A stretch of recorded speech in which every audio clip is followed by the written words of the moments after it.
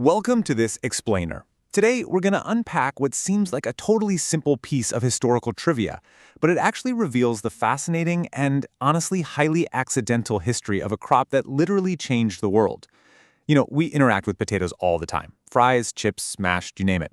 But the story of how the humble spud actually made it across the ocean way back in the 16th century, it is probably not at all what you were taught to expect. So let's uncover its real and totally unintentional journey. All right, let's jump right into part one, the Great Potato Mystery. So here is the big question. Who actually introduced the potato to Europe? On the surface, it seems like such a straightforward question, right? But the answer carries centuries of historical weight.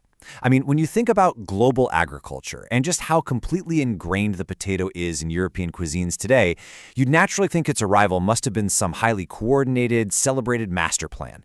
But let's look at the actual candidates. Okay, so who was it? Was it the Portuguese? Maybe the Germans, the Spanish, or the Dutch? It's so easy to associate this hardy little crop with Northern European countries today. Think of traditional Irish or German dishes. But historical origins, well, they love to defy our modern assumptions. So go ahead, lock in your guess. If you guess number 3, the Spanish, you are absolutely spot on. Our source confirms it was indeed the Spanish explorers who originally brought the potato from the New World all the way over to Europe. But hey, just knowing who did it, that's really only a tiny fraction of the whole story.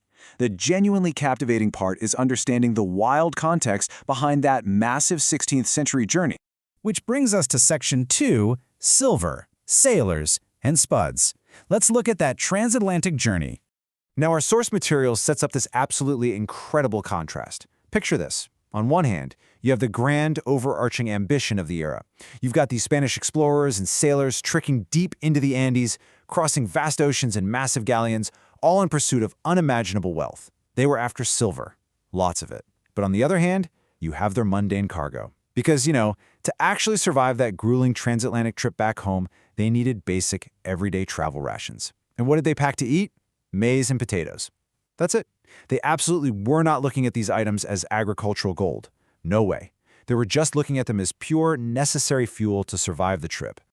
Just try to imagine the actual logistics of this historical moment. Step 1, they are up in the Andes Mountains painstakingly gathering all that highly coveted silver.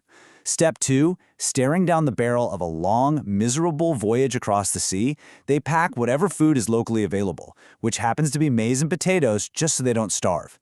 And finally, step 3, they brave the crossing and return to Spain. The potatoes were literally just a means to an end.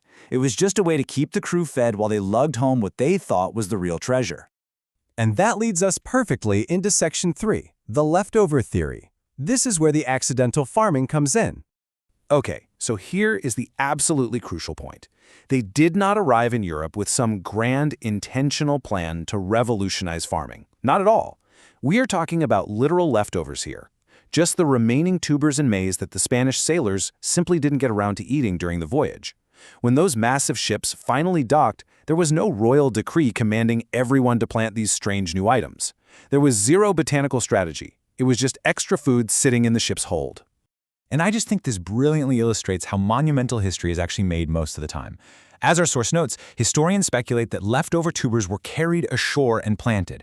That's it. There was no master plan. It was quite literally just everyday sailors stepping off a galleon after months at sea, emptying their pockets and casually tossing their extra travel snacks into the dirt. And that tiny, completely undocumented and entirely accidental moment, it went on to completely alter the course of global nutrition. It's wild. So as we wrap up this explainer, I want to leave you with a final, kind of provocative thought. We've just seen how a 16th century quest for silver inadvertently planted the seed, or rather the tuber, I should say, for a massive agricultural revolution. It really makes you wonder, doesn't it?